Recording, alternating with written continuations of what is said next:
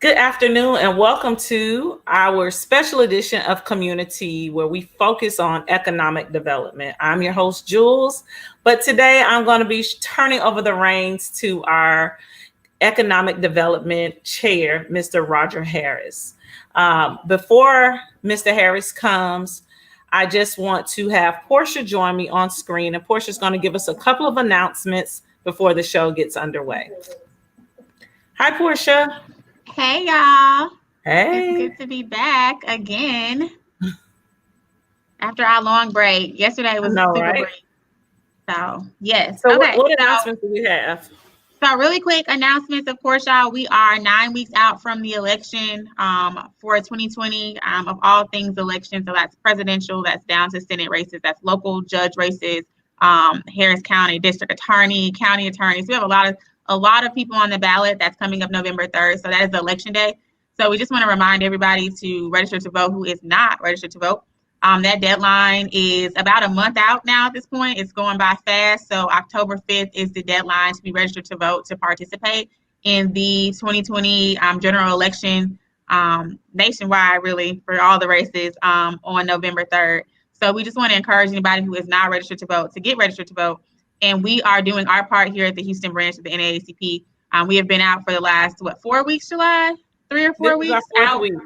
Mm-hmm. Our 4th week this week, out on the highways and byways doing the Lord's work and trying to get people registered to vote. So last week we were in 2 locations, one on the, would that be considered the east side?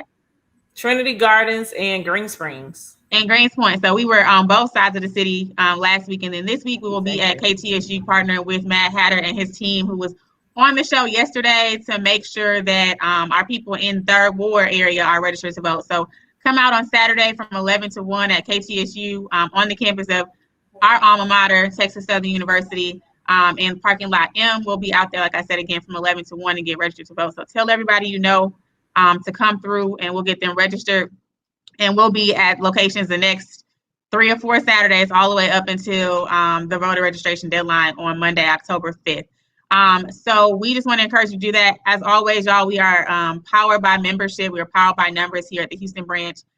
So we want to encourage all of you, if you are not currently a member here of the Houston branch, to visit our website at naacphouston.org. It's $30 to be a member for a year. So if you join today on September 2nd of 2020, you'll be a member until September 2nd of 2021. If you happen to not be in the Houston area and you are interested in joining the NAACP, we encourage you to go to our national website, naacp.org.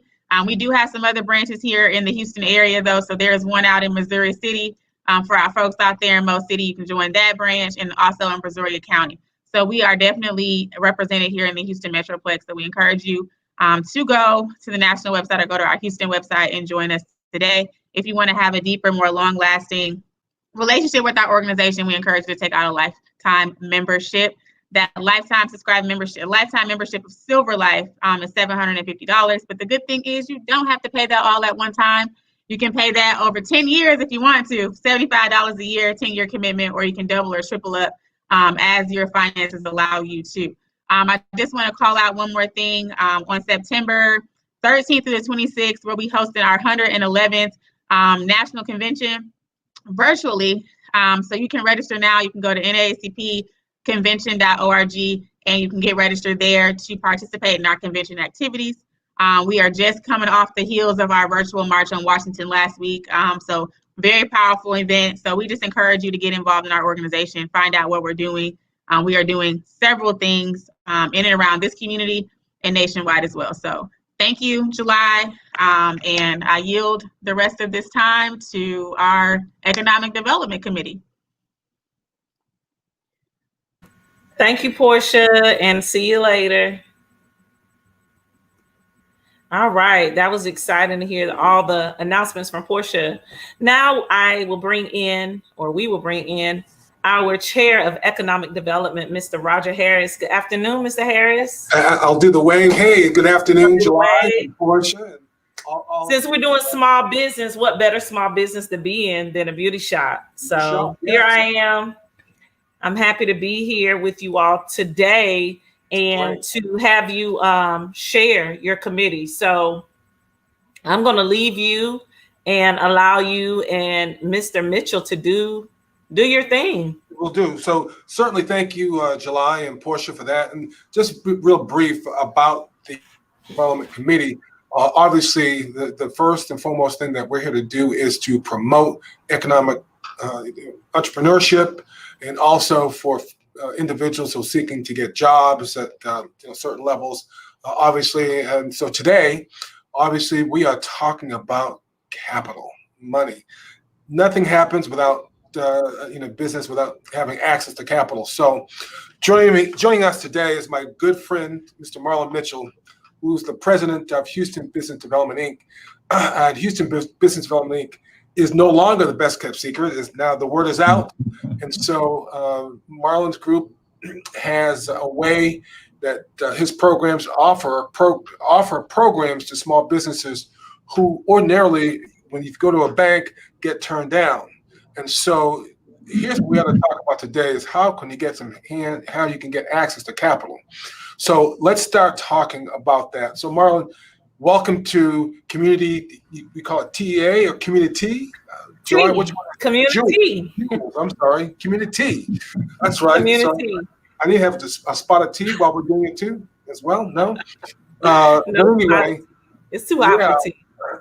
So Jules, thanks so much. And so Thank Marlon. you. I'm going to sit back and enjoy this. Great. So Marlon, let's just get right into it, right? Yes, sir. So give us just an overview of HBDI, how long you've been existing, why you came about, and where you are today in terms of, and then we'll get into what really we have for the listening audience to really delve into and understand how they can get some grant money. So we won't get that secret out just yet. Yeah. Well, thank you, Roger. It's a pleasure to join the show, Community. And I want to thank Jules, Portia, and NAACP. Thank you for the opportunity to share information. You're right. We were one of the best kept secrets in the city of Houston. We've been around for nearly 34 years. Started back in 1986. I think our first year of operation was 1987. At that time, we operated as an instrumentality of the city of Houston. In fact, my office was right there at 901 Bagby for many years. And then we spun the program off so that we could operate with a little bit more autonomy. The organization was created to help support small businesses. Back in 1986, the city of Houston was at the peak of economic recession. City council and the mayor at that time wanted to help businesses, particularly minority businesses and businesses operating in low-income communities that weren't able to access conventional sources of capital.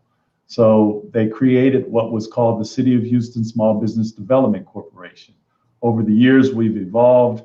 We moved out to Palm Center in Southeast Houston, OST South Union area, took over the ongoing redevelopment efforts for that project and have converted it into a mixed use facility where we occupy probably about 3,000 square feet. And we lease out space to small businesses, governmental agencies, and nonprofits. Many of you may be familiar with Palm Center. There's United States Post Office here. The Urban League has an office here. Harris Health Life Systems Dental Clinic, the Texas Children's Hospital. And so a lot of anchor tenants that we have, and then we have about 50 offices that are set aside for small businesses ranging from 100 square feet up to about 1,000 square feet. Our primary activity, though, is providing. You must have been reading my mind, because I was just going to say, what's the loan programs, right? So small businesses need to have that access to capital. Well, I know you want me to jump right into that, but I got to set it up. I certainly want you to set it up for sure.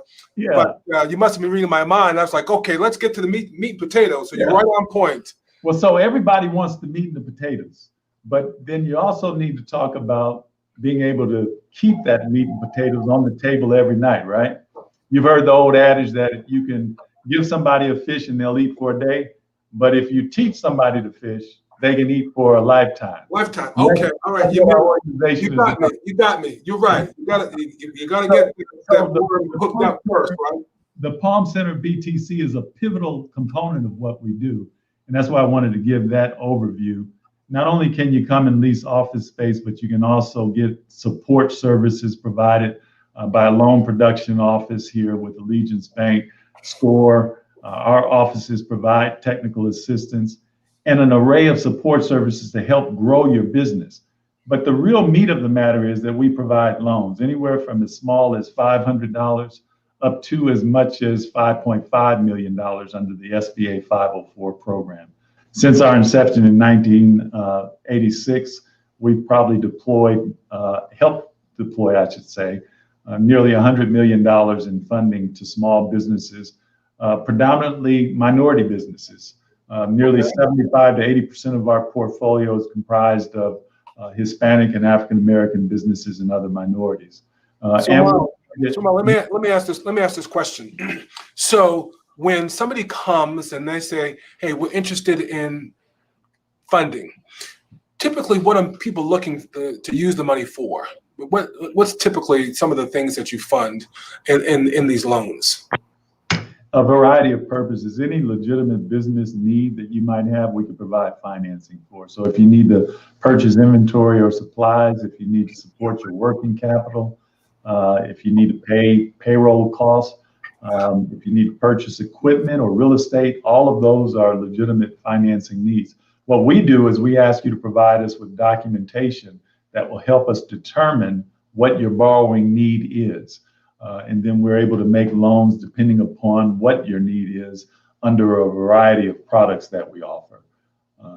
Credit builder loan, fast track loan, direct loan, startup loan, tandem loans, SBA 504 loans are all different products that would determine what we would lend the funding. So Marlon, when somebody comes in, again, the process, you're going to ask them for certain documentation. And obviously, when someone comes in and say, "Hey, Marlon, we need some money," you're not going to say, "Okay, give us your name and address and we'll cut you a check," right? It's just not that simple. Yeah, I wish it was that easy, but no. Probably back in the day, they used to just say, "Hey, write your name down here," and there you go. Banker, they give you the money, right? But those days, everything's electronically. So, what are some of the documentation that people need for when they come to you? So, how to get them prepared? Yeah, so it varies. It depends upon what program you would fall under. Again, we can make loans as small as $500. That would be under our credit builder program. Credit builder would be for somebody who has impaired credit. Their credit score may be under 600. And so what we would do is work with you to get your credit back up to a score where we can then escalate your loan amount from $500 to $4,000 to $5,000 up to as much as $50,000 under our micro enterprise loan product. Typically, we're going to ask, regardless of what type of loan, if it's a micro loan, credit builder loan, or an SBA 504 loan, any lender, whether it's conventional, commercial, or an alternative lender like ourselves, a community development financial institution, they're going to ask for the same information. Financial statements for the last 3 years of operation. If you've only been in business for 1 year, then you would provide 1 fiscal year in financial statement consisting of your balance sheet and income statement. We'd ask for a tax return for that same period of time. A summary of debt that you have, a summary of debt obligations. And then we would ask for a list of collateral assets that you have that are unencumbered that you could pledge to secure the loan. Obviously, as any lender, we're going to look at the available cash flow that you have in that business that would be available to service the proposed debt and any existing debt. In the event that something happens like a pandemic and you're not able to continue to make that loan, service that debt, then we're going to look at what you're able to offer as a secondary repayment source, which is why we ask for collateral. The difference, though, Roger, in our organization and a bank is that banks have regulators, the Office of Control of Currency, the Federal Reserve, the FDIC, all of whom set standards for the bank in terms of how they lend, what ratios they can lend under. We're not regulated by the federal regulators. We do have compliance requirements, but it enables us to be a lot more lenient and to be able to make loans that typically a bank can't make. So that's why, as you said at the outset, when somebody goes to a bank and they try to get a loan and the bank says, "No, we can't help you," 9 times out of 10, we may be able to help you. Sure. So you may have, go ahead. So Marlon, let's talk. You made a good point about the pandemic, right? So obviously, everyone knows that we're dealing with COVID-19, and the city has made some provisions for individuals to apply for rent relief, but there is a program that is there for small businesses that just got approved by City Council at the end of July that you're now in the midst of working. So I know the county has a program, but let's talk about the City of Houston. Sure. And where we are with that grant program. Yeah. Well, thanks to Mayor Sylvester Turner and City Council, as you said, on July 29th, they launched a program called the Small Business Economic Relief Program. It's a grant program that allows grants up to $50,000 for eligible small businesses. It's a $15 million fund that will make grants available to businesses that are located within the city of Houston, that have been operating for at least 1 year prior to the pandemic, businesses that have sales of less than $2 million, and businesses that can show that they can continue to operate in spite of the pandemic, that they have the resiliency to continue to operate and to employ individuals. One other component of the program that's a requirement would be that you will have to engage in some resiliency training as a condition of the program to receive all of the funding. So it's a great program. As you know, many people applied for funding under the Federal CARES Act through the PPP or the EIDL or the Main Street programs. And regrettably, a large portion of that money went to larger businesses, businesses that were publicly traded companies. And a lot of smaller businesses and minority businesses and businesses operating in low-income communities weren't able to access that capital because they didn't have the banking relationships or they didn't have the necessary documents in order to apply. Well, the mayor and city council developed and designed a program that's designed to help the smaller businesses, again, that have sales of less than $2 million. Priority will be given to businesses that are in low-income census tracts, those that have over 51% or more low-income residents residing there, or businesses that are located in the mayor's Complete Community initiative. There are about, I believe, 11 neighborhoods that have been targeted, including Third Ward, Acres Homes, Sunnyside, the near North Side, several communities that have been targeted. If your business is located in one of those communities, then you would be given priority over how these grants are actually processed. So let's talk about process, right? Everything has a process. So a small business hears this and they haven't heard before. What would be some of the first steps that they would do? Talk us about, walk us through a little bit. You talked about some eligibility, and obviously there might be some entities that are ineligible, right? Sure. You talked about if a company, a small business is approved, then they would have to go through some resiliency training. And, someone might say, well, what is that? Did you just say a bad word to me? No, resiliency is just a way to ensure that the business is going to be operating. Because as you're going to mention, if somebody gets it, what's going to happen once they get it. So let's start from the very beginning. So they would go to a splash page and see the splash page and then maybe connect to the application, right? Sure. And I don't know if that's something you're able to pull up, but the splash page would be the first process or the first step in the process, or the website. If you visit www.cityofhouston-sberp.org, then you will be able to, there it is, you'll actually be able to see all of the information pertinent to the program. You would click on apply now, and then once you've clicked on that, you'll be given the opportunity to register, create a user ID and a password. And so once you've done that, then you would go through the application process. The application process consists of about 6 tabs or 6 pages of information.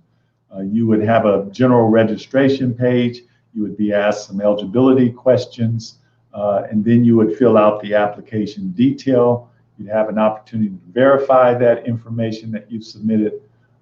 Then there would be a series of certification questions that you would initial. And then lastly, you would have the opportunity to upload the required documents for the program.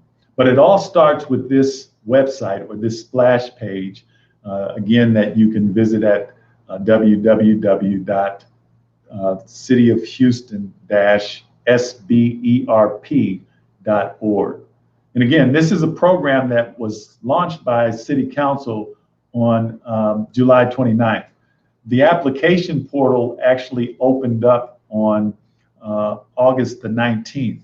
It will close on Friday, September the 4th at 11:59 p.m. So you still have time to go and complete this application.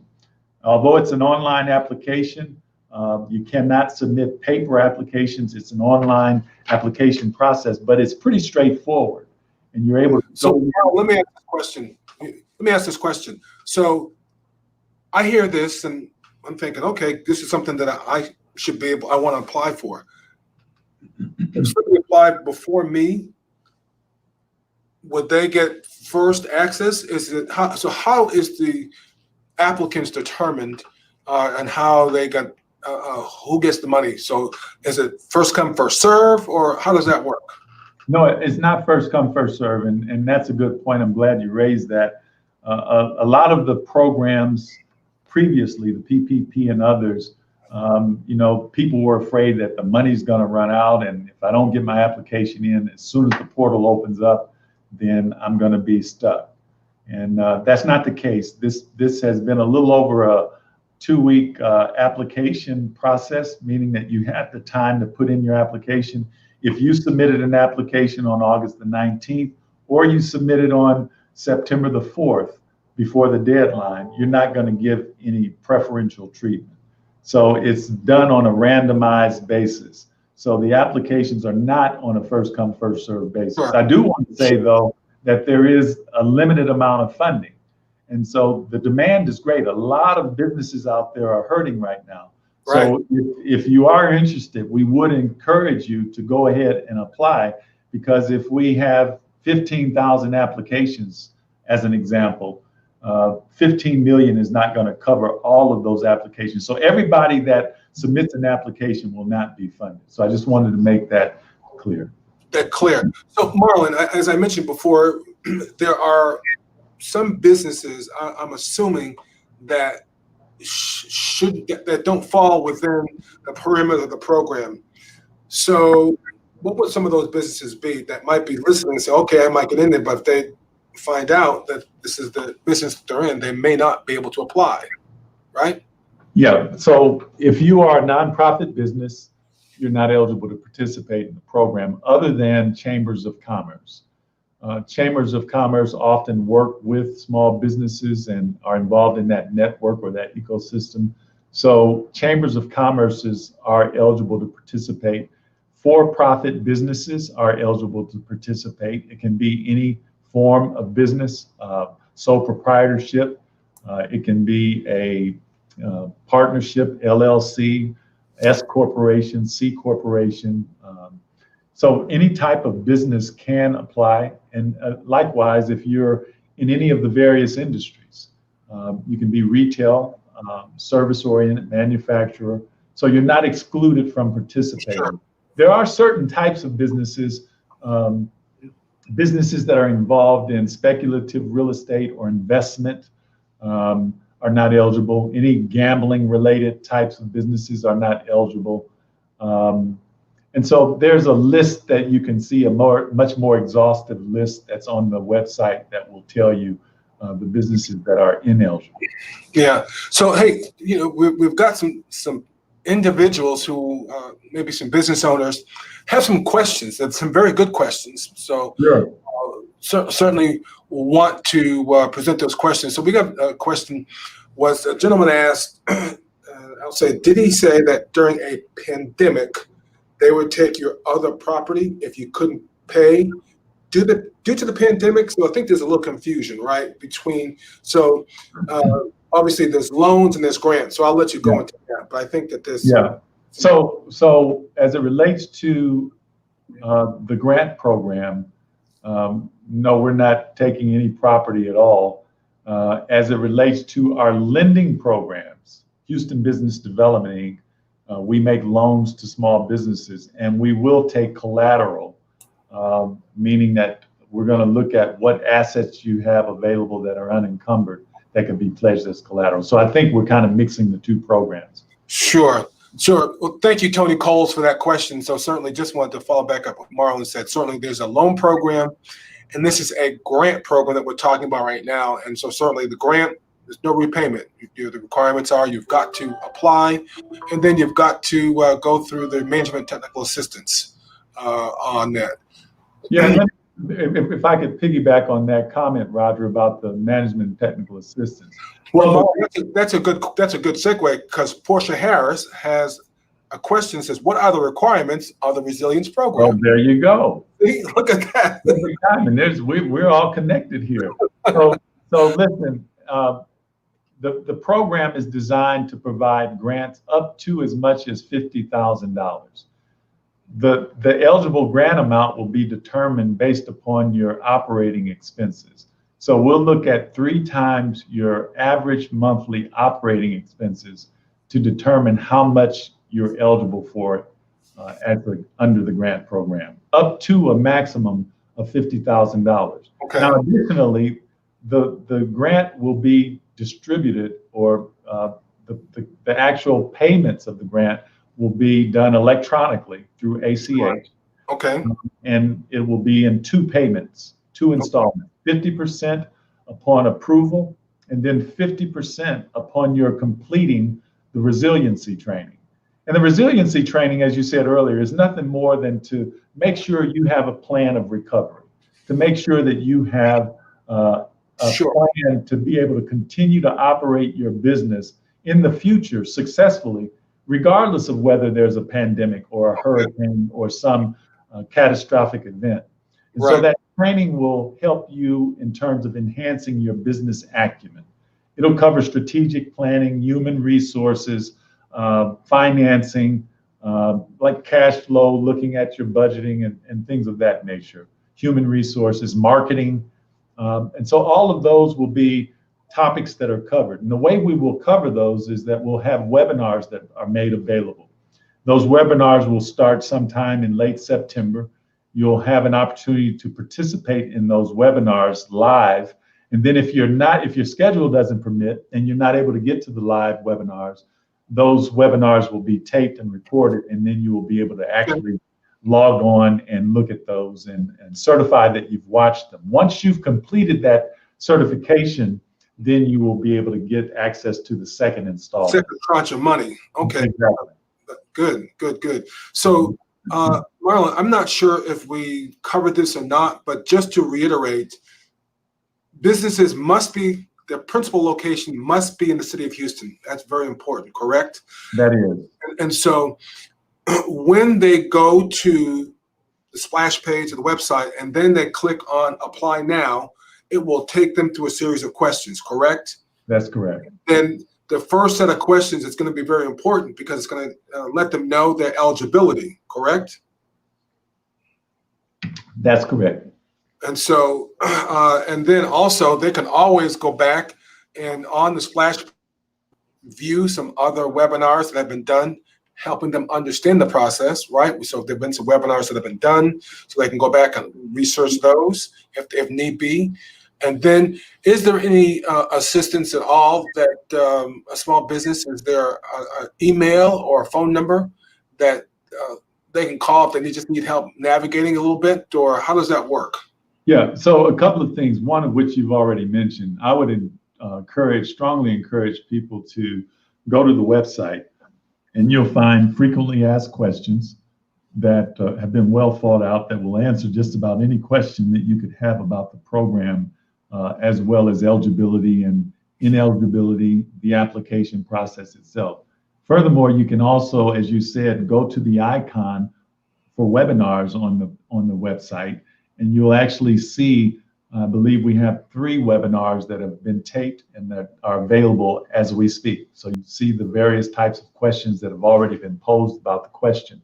You can always send an email to info@cityofhouston-sberp.org if you have any specific questions, or you can also call 713-845-2462 if you have any questions about the application process.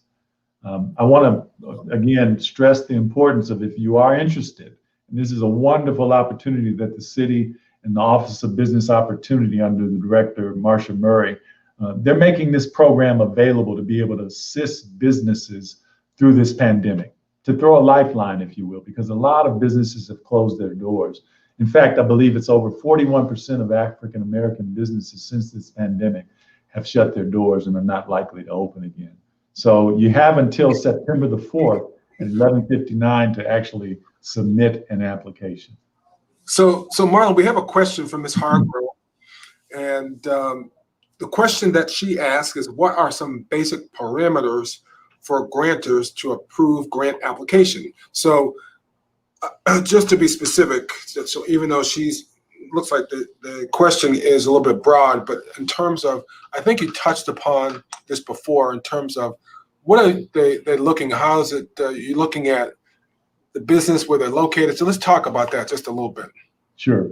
So we're looking at where the business is located and how large of a business you are, only to make sure that this funding is targeted to the businesses that have not historically had access to capital.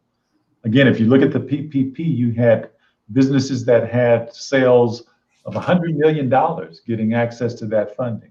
Meanwhile, you might have somebody who's operating a barbershop that does $30,000 a year. They need help, but they weren't able to access this capital.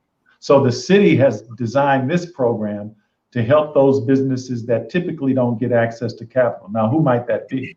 Businesses that are brown and black, or Asian, or other minority businesses are typically denied at a higher rate when they go and apply for a loan or when they seek capital. So it's designed to help those businesses, and businesses that are smaller with sales of less than $2 million. And so that's one of the requirements.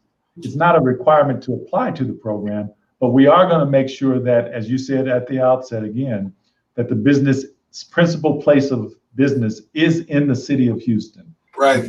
You can't be outside of the city. You can't just operate in the city. You have to be in the city of Houston. Your business has to have operated for at least 1 year prior to the pandemic, or prior to March 1st of 2020. Okay. Good. And so the application process, it's the portal opened up on August the 19th. It's going to close on September the 4th at 11:59, right? And right. so how will businesses be notified if they got money, and will businesses be notified if they didn't get it? Well, how will that work?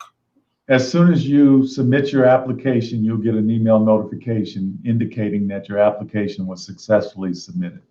Once processing begins and your application is processed, which, by the way, after the portal closes on September the 4th, we'll take a period of about 2 months and begin processing the applications. When your application is processed and if it's approved, you'll receive a notice congratulating you that your application has been approved. That email notification will then ask you to provide additional information.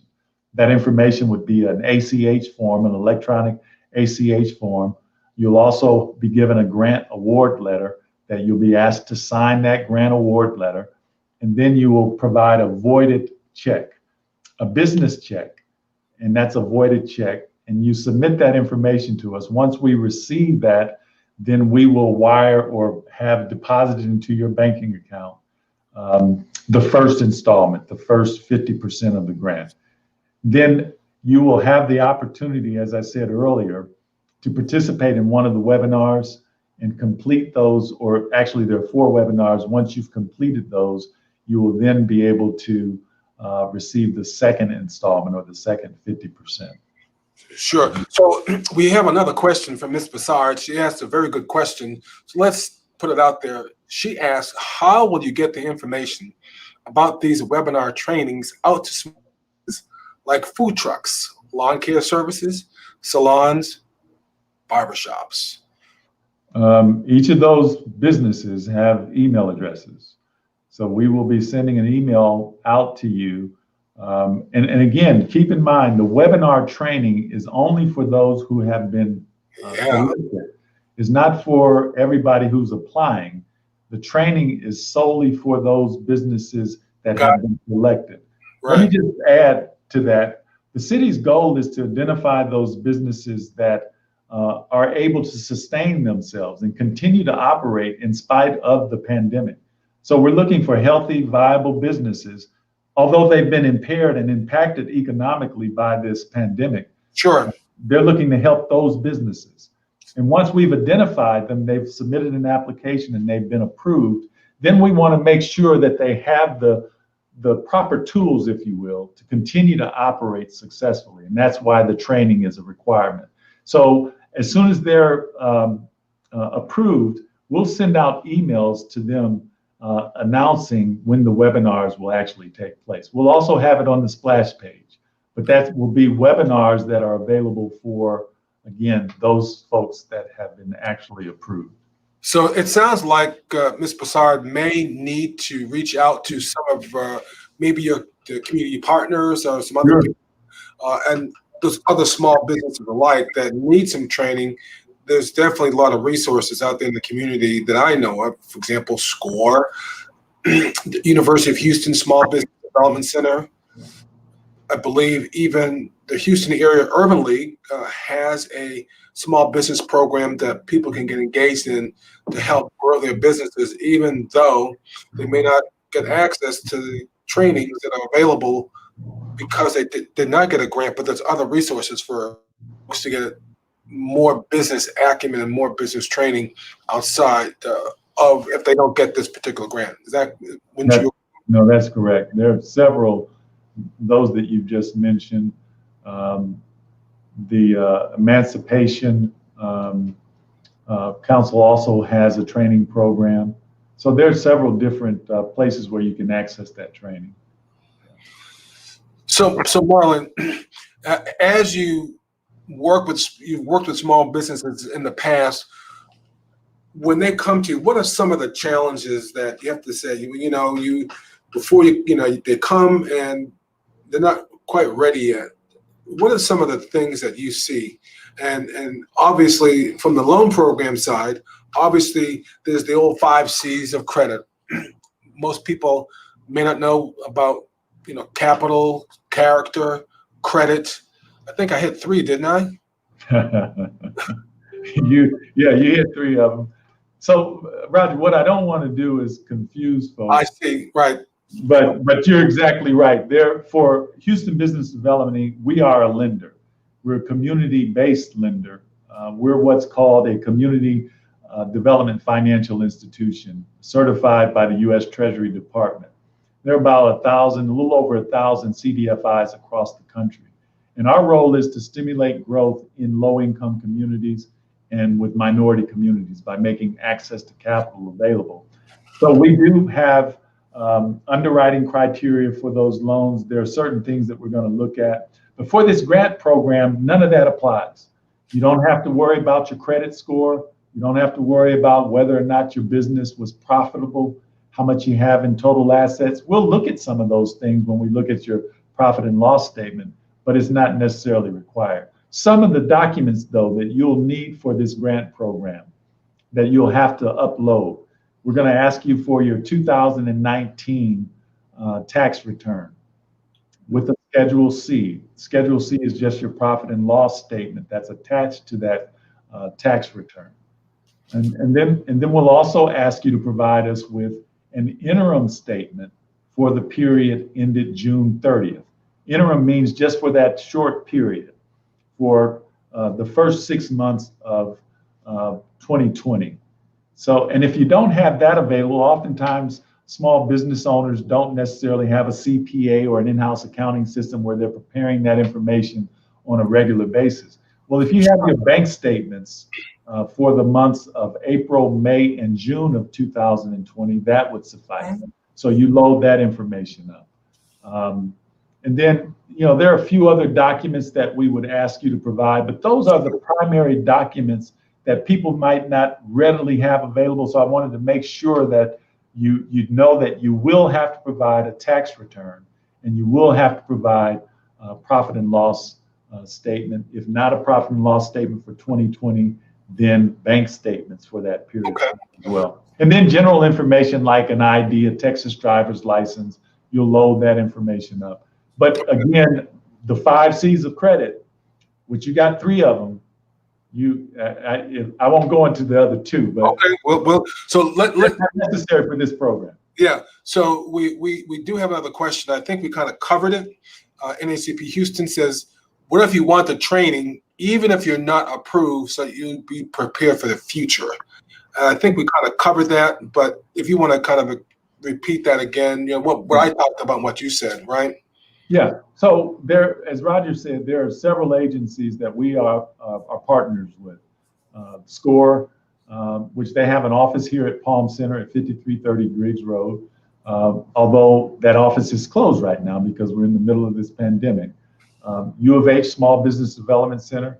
I think even the University of St. Thomas has the McNair Entrepreneurship Center. And so there are several programs that are available. Sure. The Small Business University with the Urban League, with the United or Houston Area Urban League. And then the Emancipation Economic Development Council has a training program as well. So there are other avenues that you can access the training. SCORE has a whole library full of workshops and seminars that you can attend, as does the University of Houston Small Business Development Center. The training that we're offering for this program is not currently available, but that's certainly a great idea. We'll have the training, and so I'm sure that the city might be able to make that available at a later date for those who have an interest. Yeah, I think there are different agencies that are also provide some trainings as well. I think the city of Houston does at sometimes. Metro has their Small Business University. I know that the Houston Community College definitely has a program. And so I think that there are definitely some resources out there for some folks to have access to. And I think that's if anything else, they can certainly reach out to us at the NAACP Houston branch, and we can help guide them and to where to go. But other than that, I think that we've covered a lot of what the program, the Small Business Economic Relief Program, that is administered by Houston Business Development Inc. That's being funded by the city of Houston. And it looks like we've got Jules back, and she's got the beauty salon. I can't leave in the middle of the broadcast. Okay, all right. Hi, so we've sat here and everyone's surrounding and listening in. And one of the questions was, how does the branch offer any training through your committee for small business owners? Or will there be a program coming about? So I guess maybe a pilot program. Maybe this is an opportunity for us. Well, one of the things that's a great question, Jules. The NAACP organization is more of a policy, and we're more of a civil rights organization. So we do some. Obviously, the housing committee does a lot of not small business. The housing committee does offer assistance or training courses for the people seeking to buy a house, but we don't really do that many courses. We may partner with some other folks, and maybe that's what we'll do is we'll think we can partner with some entities. How's that? Perfect. Well, Mr. Mitchell, I thank you for joining us. I thank you, Mr. Harris, for leading this today as our Economic Development Chair. Mr. Mitchell, we would love to have you back on Community. I know we've done several shows around small business, and especially because of COVID-19, just so people opportunities for them. So whenever you're available, we would love to have you back, as well as you, Mr. Harris, to have you back on our show. I think this is very beneficial to the business community. Those of you who are watching, if you want to share this, you're more than free to share this Facebook stream, but you can also share it from YouTube. We do have a YouTube channel, and you can just go to NAACP Houston and share today's episode. If you have further questions, there is a phone number available in the comments where you can reach out to learn more. Remember, this program closes Friday at 11:59, so it's like homework on Blackboard. It's due by the end of the night, 11:59 p.m. on Friday. Did you all have anything else that y'all want to leave us with, so that those who are following our show, they can know how to contact you or find you? Sure. Again, I want to thank the NAACP, Roger, Jules, Portia. Appreciate you all having us on tonight. So if you're interested in the Small Business Economic Relief Program, please visit the website. Again, it's at cityofhouston-sberp.org, or you can call 713-845-2462.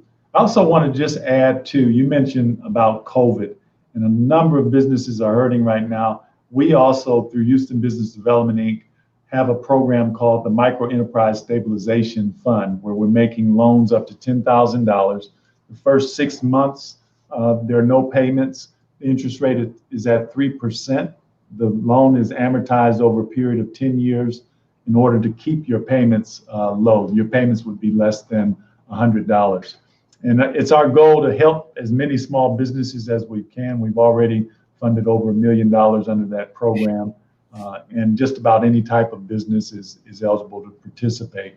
So I just wanted to put that out there. You can also reach us at 713-845-2400, 713-845-2400, Houston Business Development, Inc.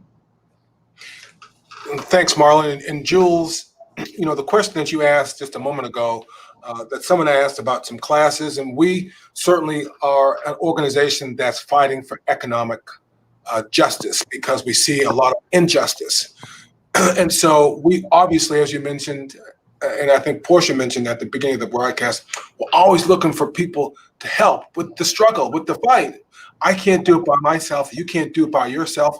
And Marlon can't. So the more people we get, the more that the workload can be divided amongst each other. So my email, economics at naacphouston.org, economics@naacphouston.org. We meet the second Monday of every month.